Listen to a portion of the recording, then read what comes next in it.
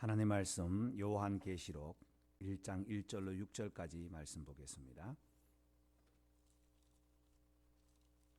요한계시록 1장 1절로 6절까지만 함께 합독하겠습니다. 다 같이 한 목소리로 합독하겠습니다. 예수 그리스도의 계시라. 이는 하나님이 그에게 주사 반드시 속히 일어날 일들을 그 종들에게 보이시려고 그의 천사를 그 종 요한에게 보내어 알게 하신 것이라. 요한은 하나님의 말씀과 예수 그리스도의 증거 곧 자기가 본 것을 다 증언하였느니라. 이 예언의 말씀을 읽는 자와 듣는 자와 그 가운데 기록한 것을 지키는 자는 복이 있나니 때가 가까움이라. 요한은 아시아에 있는 7 교회에 편지하노니 이제도 계시고 전에도 계셨고 장차 오시리시며 그의 보좌 앞에 있는 7영과 또 충성된 증인으로 죽은 자들 가운데서 먼저 나시고 땅의 임금들의 머리가 되신 예수 그리스도로 말미암아 은혜와 평강이 너희에게 있기를 원하노라. 우리를 사랑하사 그의 피로 우리 죄에서 우리를 해방하시고 그의 아버지 하나님을 위하여 우리를 나라와 제사장으로 삼으신 그에게 영광과 능력이 세세토록 있기를 원하노라. 아멘. 하나님 아버지, 앞선 찬송과 기도에 흠량하시고 응답하여 주심을 믿습니다. 때가 이름에 하나님의 응답을 우리가 눈으로 또 우리의 마음으로 믿고 보게 하시고 우리에게 향하신 하나님의 그 사랑이 얼마나 큰지를 늘 깨닫고 감사하는 저희들로 삼아 주옵소서. 이 시간 말씀 가운데 나갑니다. 성령님께서 주장하여 주옵소서. 예수님 이름으로 기도하옵나이다. 아멘. 아프가니스탄 사태로 인해서 전 세계에 또 난민들이 아우성을 치고 있습니다. 탈출하는 장면과 또 살아남기 위해서 발버둥하는 그 모습 보면서 마음이 참 아픕니다. 왜 이렇게 무질서해지는가? 오늘 사회나 또 국가나 가정이나 왜 무질서해지는가 하는 것을 다시 한번 생각해 봅니다. 20여 년간 탈레반 정권이 나갔다가 다시 들어왔을 때에 반동분자들을 색출하고 또 외국 사람들을 도왔던 사람들을 가장 먼저 처형하는 그 모습 볼 때에 마음이 아프고요. 또 선교사님들이 각국 선교사님들이 나가서 섬겼을 텐데 그들의 또 마음 생각해 보니까 얼마나 허무할까 하는 생각도 해봅니다. 그러나 그들이 또 세계로 난민으로 나와서 들어왔을 때에 복음을 받게 해달라고 기도할 뿐입니다. 그 나라 안에서는 복음을 받을 수 없는 그런 형편이니까 세계에 흩어서 복음을 받게 하지 않는가라는 또 소망도 가져봅니다. 계속해서 기도해 주시기를 바라고요. 무질서라는 것은 질서가 없을 때 혼란해지는 것은 본분을 잃어버리고 본질을 놓쳐버릴 때 질서가 없어집니다. 교회들도 무능하고 사회가 설 자리 없어질 때 왜 교회가 무능하다고 사회에서 또 사람들이 말을 하는가? 본질을 놓쳐버리면 그렇습니다. 성도의 삶도 마찬가지입니다. 우리의 성도의 삶이 무기력하게 느껴질 때 왜 그렇게 되는가? 성도의 본분을 놓쳐버릴 때 그렇습니다. 본질을 놓쳐버리고 잃어버리면 세속화되고 가치관을 세상에 두기 때문에 우리는 하나님께서 우리에게 부여해 주신 자녀의 사명과 또 하나님께서 우리에게 사명을 주셔서 선교의 사명을 우리에게 주신 것은 바로 본분이라는 것입니다. 요한계시록 전체 주제는 본질 회복, 본분 회복이라고 볼 수 있습니다. 하나님께서 요한을 통해서 보여주신 그 영상들을 다시 한번 글로 적어놓고 7 교회에 편지하도록 하시고 이 7 교회를 통해서 우리 지금 살아가는 시대에 거울로 삼아 우리의 본분을 다시 회복하라는 말씀이 요한계시록입니다. 요한계시록은 우리가 어렵다, 혼돈된다, 두렵다 이런 관념을 가지고 계시록을 멀리 하는데요. 요한계시록도 다른 성경, 다른 66권의 성경의 한 권처럼 쉽게 우리에게 보여주셨습니다. 보여주셨는데 영상으로 보여주셨기 때문에 해석이 너무 각각 해석하기 때문에 사람들이 요한계시록을 덮어놓고 있다는 겁니다. 이번 성경 통독 기간에는 여러분들이 요한계시록을 세밀하게 읽으시고 또 읽다가 질문, 어려운 부분이나 이해되지 않는 부분들은 줄을 꺼놓고 적으셨다가 같이 연구하고 같이 나갔으면 좋겠습니다. 편견 때문에 덮어놓고 있는 동안에 이단들 나름대로 계시록을 가지고 판을 치고 있습니다. 그래서 이단에 안 빠지려면 또 덮어놓자 해서 덮어놓으면 우리는 현실주의에 빠지고 맙니다. 그래서 성경을 우리가 묵상하고 읽을 때에 이해되고 믿을 수 있는 만큼 읽고 이해하면 은혜가 되는 줄 믿습니다.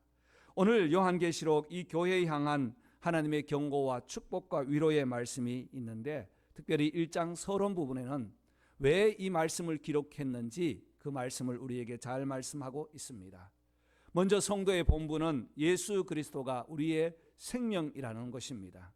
1절 말씀 보면 예수 그리스도의 계시라라고 시작합니다. 계시라고 했지요. 다른 말로 한다면 묵시라는 말도 됩니다. 열어 보이다라는 뜻이죠. 하나님 나라는 비밀처럼 감춰져 있는 보화처럼 감춰져 있습니다. 그런데 그것을 열어 보일 때에 보는 자가 은혜가 되고 듣는 자가 은혜가 된다는 말입니다. 교회와 세상과 천국을 보여주는 동영상이라고 볼 수 있습니다. 그래서 요한계시록을 읽고 묵상할 때 가장 먼저는 예수 그리스도가 우리의 생명입니다. 예수 그리스도께서 중심입니다. 물론 성경 모두가 마찬가지지만 요한계시록은 특별히 예수 그리스도께서 우리에게 하시고자 하시는 말씀들을 계시로 열어서 보여주신 말씀이라는 것입니다. 그래서 요한계시록은 여러 측면으로 볼 수 있어요. 성령의 관점으로 볼 수 있고 예수 그리스도의 기독론으로 볼 수도 있고 교회 관점으로도 볼 수 있습니다. 어떤 관점으로 보는가에 따라서 이 요한계시록은 종합판과 같은 그런 정말 놀라운 하나님의 말씀이 계시되어 덮여 있다가 열어 보여주신다는 것입니다. 그래서 1장부터 3장까지는 7교회를 보여주시면서 현대 교회를 우리가 돌아보아라. 이 교회는 하나님과의 관계에서 영광의 보좌에 계신 예수 그리스도의 보혈로 세워지었다. 그리고 이 교회의 사명은 7인과 나팔과 대접에 핍박이 있을지라도 혼란이 있을지라도 잣대의 하나님의 기준을 가지고 믿음으로 세워져야 한다. 그러나 이 교회는 최종적으로 승리할 것이다 라는 말씀으로 결론을 맺습니다. 우리의 개인적으로 신앙을 적용한다면 우리도 한 교회로서 예수 그리스도를 믿는 저와 여러분들이 생명이신 예수 그리스도를 나의 중심, 나의 삶의 본질, 또한 우리의 신앙의 본분으로 가지고 있다면 어떠한 환난과 핍박이 올지라도 최종 승리할 것이라는 주님의 약속의 말씀이 바로 요한계시록에 나와 있습니다. 저와 여러분이 우리의 삶 속에서 예수 그리스도가 우리의 중심 되시기를 바랍니다. 예수 그리스도께서 우리를 살려주셨기 때문에 이전에 내가 주님을 몰랐지만 이제는 주님을 알아서 주님의 은혜로 살아간다는 고백을 날마다 할 수 있는 것입니다. 예수님께서 마태복음 16장 18절에 내가 이 반석 위에 내 교회를 세우리니 음부의 권세가 이기지 못하리라. 왜? 주님께서 생명 되시기 때문에, 주님께서 그 반석 되시기 때문에, 주님께서 중심이 되시기 때문에 음부의 권세가 이기지 못한다고 말씀했습니다. 그래서 요한계시록은 시작부터 예수 그리스도의 계시라, 이는 하나님이 그에게 주사 반드시 속히 될 일을 종들에게 보이시려고 천사를 보내어 주시고 말씀을 해주셨다는 것입니다. 우리의 삶에 예수 그리스도가 생명되심을 믿습니다. 그리고 예수 그리스도가 생명될 때 우리에게는 주님께서 주시는 은혜와 평강이 넘치게 됩니다.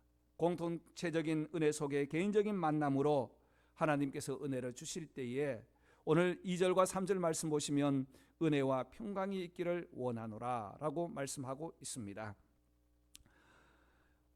요한에게 주셨던 이 말씀입니다. 요한이 누굽니까? 예수님의 십자가의 현장에서 마지막까지 지켜보았던 제자 아닙니까? 제자들 틈바구니에서 가장 어린 나이였다고 해요. 그런데 모든 제자들이 예수님께서 십자가에 달려 죽으실 때에 도망하였지만 요한은 끝까지 십자가를 바라보며 우리 하나님의 그 은혜와 사랑을 다시 한번 깨달았다고 합니다.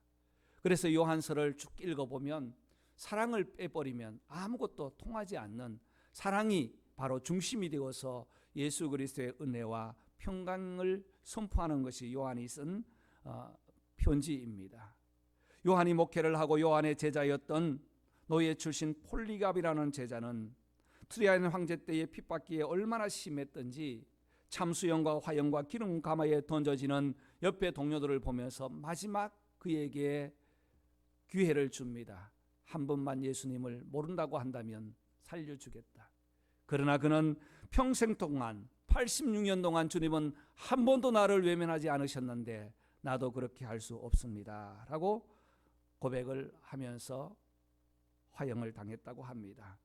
그렇습니다. 예수님은 누구이십니까? 우리와 함께 하시는 주님이십니다.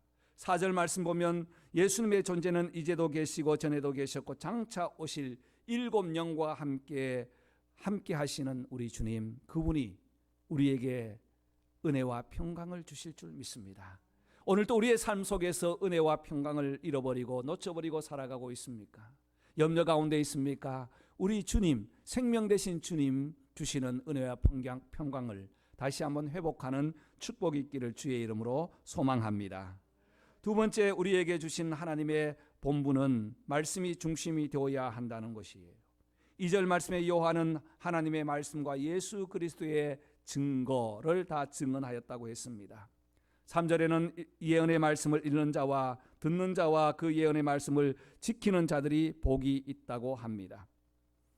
교회가 교회되게 하고 성도가 성도 되게 하는 그 중심은 바로 하나님의 말씀이 있기 때문이에요. 하나님의 말씀이 아니라 우리가 경험한 이적이나 체험이나 간증을 중심으로 신앙의 틀이 만들어졌다면 각각 다 다를 것입니다. 하나님께서 말씀하시고 역사하시는 그 역사, 그것 이적을 중심했다면 내가 느끼고 내가 깨닫는 것으로 중심이 흔들릴 것입니다. 그러나 말씀이 우리의 중심될 때에 읽는 자와 듣는 자와 기록한 것을 지키는 자들이 복이 있다는 이 말씀 중심될 때에 우리에게는 성도의 본분을 잘 세워갈 수 있습니다.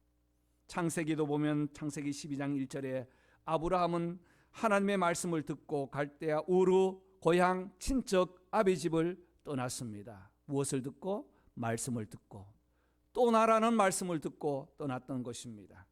사도행전 16장 9절에는 바울은 성령이 가라고 하면 가고 서라고 하면 섰습니다. 마게도냐 환상 중에서 와서 우리를 도우라는 말씀을 듣고 그는 순종을 했습니다. 무엇 듣고? 말씀을 듣고라는 거예요. 누가복음 5장 5절에는 베드로와 제자들이 밤새도록 고기를 잡지 못하였지만 주님을 만났을 때에 그물을 온편에 내리라. 그랬더니 말씀을 의지하고 내렸더니 고기가 많이 잡혔더라. 말씀에 순종하는 삶이 우리 성도의 본분이 아니겠습니까?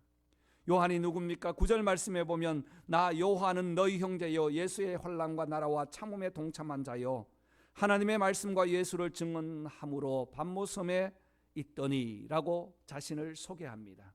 특별한 사람이 아니라는 거예요. 여러분의 형제라는 것입니다. 예수님의 제자로서 살았지만 이제 주님과 함께 걸어가는 말씀을 붙잡고 살아가는 너의 형제, 우리의 형제라고 말씀하고 있는 것입니다. patmos섬에서 그는 여행 중이 아닙니다. 휴가를 보내주는 것도 아닙니다. 이미 그의 형 야고보는 순교를 당했고 그는 예수의 말씀을 증언하고 증거하다가 나타내다가 가르치다가 지금 patmos섬으로 위배되어 있다는 것입니다. 그럼에도 불구하고 소망을 갖는 이유는 말씀을 읽는 자와 듣는 자와 그 가운데 지키는 자들이 복이 있기 때문입니다. 우리 켄트 제일장로교회가 말씀 중심 교회가 되기를 원합니다. 우리 성도들 모두가 말씀 중심으로 세워지기를 간절히 원합니다. 성도의 본분은 하나님의 말씀을 사랑하고 읽고 듣고 묵상하고 그 말씀을 실천하는 것이 성도의 본분이요 삶이 아니겠습니까? 이 말씀으로 날마다 새로운 하루하루를 출발하는 저와 여러분 되시기를 주의 이름으로 축복합니다. 세 번째 성도의 본분은 성령을 의지하는 신앙입니다. 2절 말씀 보면 예수 그리스도의 증거 곧 자기가 본 것을 다 증거하였다. 그리고 3절에서는 기록한 것을 다 지키는데 복이 있다. 5절 말씀에는 죽은 자들 가운데 먼저 나시고 만물의 머리가 되신 우리 주님, 부활하신 우리 주님을 소개하면서 우리는 주님의 사랑으로 우리에게도 부활을 주사 죄에서 해방하시고 하나님의 나라와 제사장으로 삼으셨다고 6절 말씀에 말씀합니다. 여러분, 하나님의 나라, 하나님의 제사장으로 삼으신 우리가 살아갈 수 있는 힘은 어디에 있을까요? 바로 성령님 안에 있습니다. 성령님께서 힘을 주셔야 감당할 수 있습니다. 성령님은 예수 그리스도를 증거하도록 합니다. 성령님의 은혜가 있는가 없는가 하는 그 표징은 우리의 입술을 열 때에 어떤 말이 나오는가 하는 것이 가장 먼저이죠. 우리가 생각을 할 때 우리 생각 속에서 어떤 생각을 하는가 하는 것이 가장 우선입니다. 성령님께서 함께 하신다는 생각을 하고 우리의 입술에서 성령님께서 함께 하신다는 그 표현을 할 때에 성령님은 우리와 함께 하십니다. 성령님이 함께 하실 때 우리는 말씀을 믿게 됩니다. 하나님의 말씀이 환하게 보이게 되고요. 성령님이 함께 하실 때 이 말씀이 나에게 주시는 말씀으로 적용되고 이 말씀을 이웃에게 증거할 수 있습니다. 바로 요한은 하나님의 말씀을 증거하고 하나님께서 하신 일, 예수님께서 하신 일을 증거하고 증언함에 성령님이 함께 하신 것을 볼 수 있습니다. 성령님께서 함께 하실 때에 말씀에 순종할 수 있습니다. 기록한 것을 지키는 자는 복이 있나니 때가 가까움이라. 여러분, 이 기록한 것을 다 지킬 수 있을까요? 없습니다. 아마 1000분의 1, 10,000분의 1도 우리는 지킬 수 없어요. 그러나 우리의 못 지킨 것을 성령님께서 감당해 주시겠다는 겁니다. 만이라면 우리가 이를 지켰다면 9,999는 성령님께서 책임지시고 성령님께서 모든 것을 해결해 주신다는 거예요. 그래서 우리의 행위나 우리의 삶 속에서 성령님을 의지하는 삶, 성령님 나는 부족하오니 도와주십시오, 성령님 우리는 부족하오니 도와주십시오라고 늘 간구할 때 성령님께서는 우리와 함께 하실 줄 믿습니다. 우리가 하나님 앞에 기도할 때 성령님 우리 교회를 도와주십시오, 또 말씀의 권세를 주십시오, 강단을 더욱더 말씀에 부요함을 주십시오, 그리고 우리 성도들의 사랑의 삶 공동체 속에서 우리는 부족하니 성령님 사랑의 공동체로 회복시켜 주십시오라고 기도할 때에 우리가 할 수 없는 그 장면, 그 현상, 그 일, 그 문제들을 성령님께서 해결하여 주실 줄 믿습니다. 그래서 성령님을 의지하는 성도의 본분입니다. 우리 찬양 사역자로 박정호 장로님을 우리는 잘 압니다. 찬양을 하면 굉장히 은혜를 끼치게 되죠. 그분이 간암 수술을 몇 년 전에 했지 않습니까? 간 이식 수술을, 딸의 간을 이식받고 난 이후에 그가 아주 홀쭉한 몸으로 섰습니다. 그 간증을 들어보면 지금까지는 나의 목소리, 나의 실력으로 노래했습니다 라고 고백했어요. 그런데 이제부터는 성령을 의지하고 찬양을 하겠습니다. 더 은혜가 되는 거예요. 정말 성령님을 의지하고 찬양하는 그 모습이 눈에 보입니다.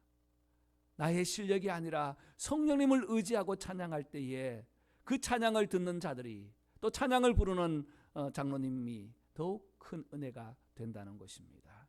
저와 여러분에게도 때가 이름에 주님께서 다시 우리를 부르시는 그날까지 세 가지의 신앙의 본분, 먼저는 하나님의 말씀 가운데 세워지게 하시고 예수 그리스도는 우리의 생명이라는 사실과 성령님을 의지하는 신앙으로 우리의 본분을 잘 지켜서 주님 오실 때 잘했다 칭찬받는 모든 성도들 되시기를 주의 이름으로 축원합니다. 기도하겠습니다. 하나님 아버지,